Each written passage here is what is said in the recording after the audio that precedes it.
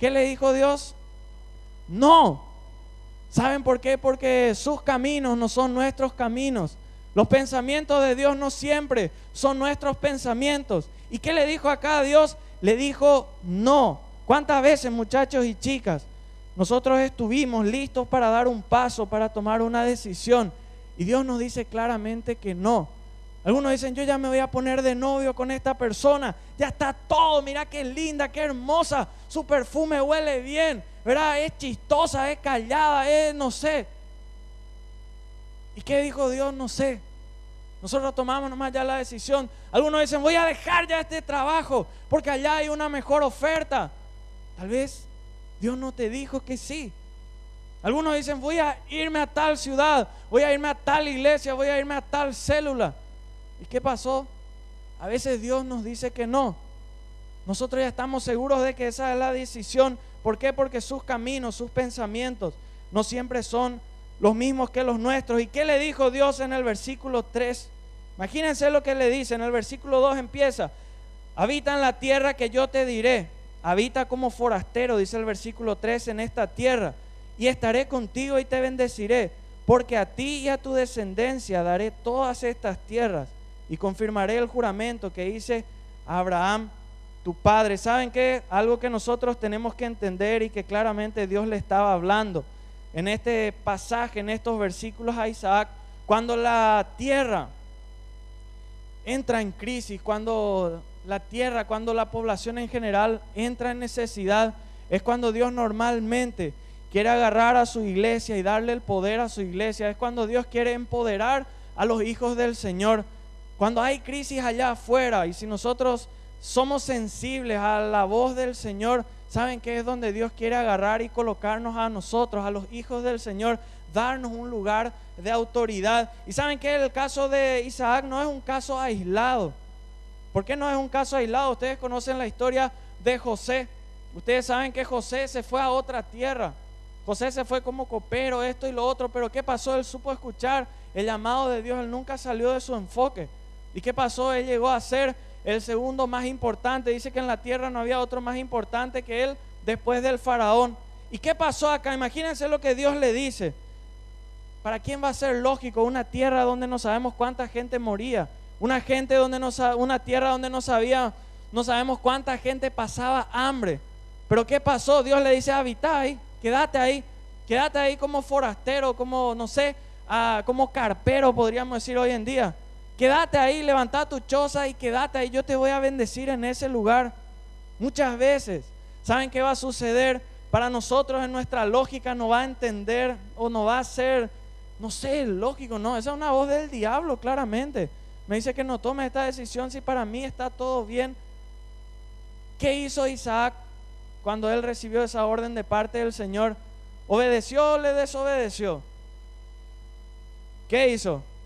¿Se quedó ahí o no se quedó? ¿Se quedó? ¿Sí? Se quedó. ¿Y saben qué pasó? Isaac en ese lugar le obedeció al Señor, recibió esa promesa que Dios le había dado en el versículo 3. ¿Y saben qué?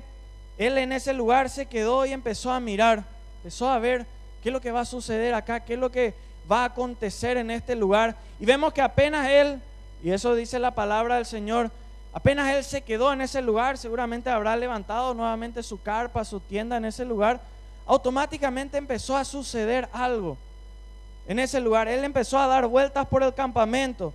Y nosotros vemos en el versículo 17, dice, Isaac se fue de allí, acampó en el valle de Gerar. Ahí Dios le había llamado, ahí Dios le dijo que se quede. Y habitó allí.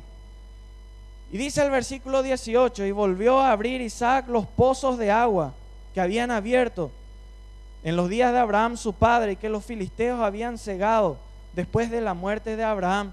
¿Saben qué pasó? ¿Por qué había tanta hambre? ¿Por qué había tanta necesidad en ese lugar? Porque en los tiempos donde ellos estaban viviendo, se dieron cuenta los filisteos. ¿Quiénes eran los filisteos? Los enemigos del pueblo de Israel. Se dieron cuenta que murió Abraham. No había otro líder que se levantó en ese lugar.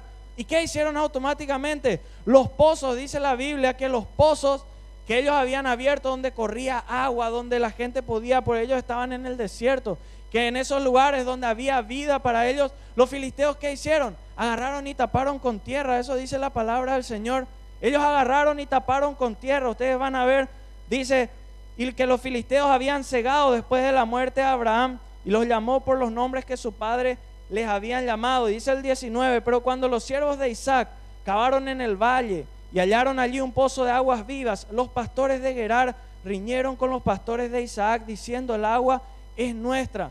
Ese lugar donde había vida para esas personas, ese lugar donde había la respuesta que ellos estaban necesitando, y por lo cual ellos habían ido de ese lugar, estaba cerrado. Y saben que esta es la parte en la cual a veces o cuando leí esta parte, es como que me agarró un enojo. ¿Saben por qué? Porque cuántas veces en nuestra vida espiritual, mirando un poquitito esto, cuántas veces el enemigo vino y ¿saben qué hizo? Esos pozos, pues dice, no solo que tenía agua, sino que tenían aguas vivas. ¿Qué significa aguas vivas? Agua que contagia, agua que circula, se va a otros lugares, que está en movimiento. ¿Cuántas veces en nuestra vida espiritual, en nuestra comunión con el Señor, el enemigo, los filisteos vinieron y echaron encima tierra a nuestras vidas?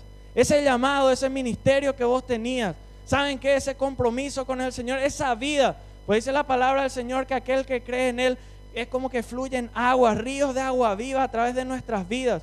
De muchos de ustedes salía palabras que transmitía vida a otros corazones. De muchos de ustedes salían ministerios que transformaban vecindarios, ciudades, aún ministraban ahí en el lugar donde estaban. Y saben que salía la presencia del Señor.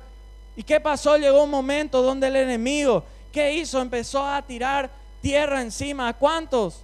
Ustedes piensan, ¿a cuántos tal vez de ustedes no se les ha tirado tierra encima para que esa relación que ustedes tenían con el Señor, de orar con Él, se vaya tapando? ¿Qué es esa tierra? ¿Saben qué es esa tierra que viene a querer mancharte?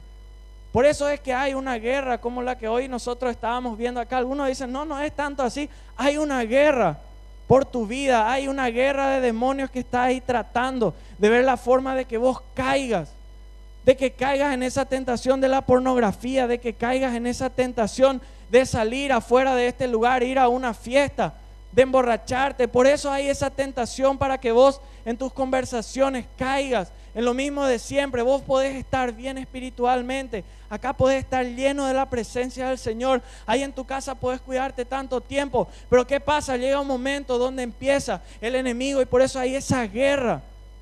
Acá dice que ellos riñeron. Cuando Isaac quiso volver a abrir el pozo, ¿qué pasó? No fue fácil. Él encontró la solución es el Señor Jesús. Él encontró, él obedeció. ¿Y qué pasó cuando él quiso abrir ese primer pozo? El enemigo se dio cuenta. ¿Y saben qué? Por eso dice acá en el versículo 19, cuando los siervos de Isaac cavaron en el valle y hallaron allí un pozo de aguas vivas, los pastores de Gerar, sus enemigos, riñeron con los pastores de Isaac, diciendo: el agua es nuestra. Ese ministerio que vos tenés, esa santidad que vos tenés, te quiero quitar, no te quiero dejar. Por eso llamó el nombre de ese pozo Esek, porque habían altercado con él, dice acá la palabra del Señor. ¿Saben qué? Isaac encontró ese pozo, y al abrirlo encontró, dice, aguas vivas. ¿Qué significa Esek? ¿Alguien sabe qué significa Esek? Estuve buscando en el diccionario. ¿Y saben qué significa Esek? Problemas, contiendas, quejas, murmuraciones. Claro que sí. Cuando vos te quieras levantar, eso es lo que va a venir. Cuando vos quieras encontrar dónde abrir ese pozo de agua viva, cuando vos quieras empezar a caminar con el Señor, claro que sí va a suceder eso. Van a haber problemas, se van a burlar de vos, van a haber murmuraciones, van a hablar: ¿qué pío ese se va a querer consagrar ahora? ¿Qué pío ese se va a querer poner bien? Van a haber chismes. Y muchos, yo sé, muchos de ustedes trataron de abrir ese pozo, de encontrar esa agua viva, de encontrar esa presencia con el Señor. ¿Y qué empezó a haber? Empezaron a haber murmuraciones, empezaron a haber problemas. La gente tal vez se empezaron a apartar, esos que vos considerabas que eran tus amigos. Porque eso va a pasar cuando vos te quieras levantar. Cuando vos quieras realmente santificarte, es lo primero que va a suceder. Muchos al llegar a esta instancia ya se rindieron. Tal vez vos que estás acá en esta noche, trataste una vez de santificarte, de consagrarte, de entregarte al Señor, de vuelta tal vez. ¿Y qué pasó? Lo que sucedió en ese lugar. Empezaron a haber problemas en tu casa, no te querían dejar venir. Tus amigos no querían que vos vengas, se apartaban de vos si vos venías a la casa del Señor, hablaban mal de vos. Yo antes, cuando estaba en el colegio,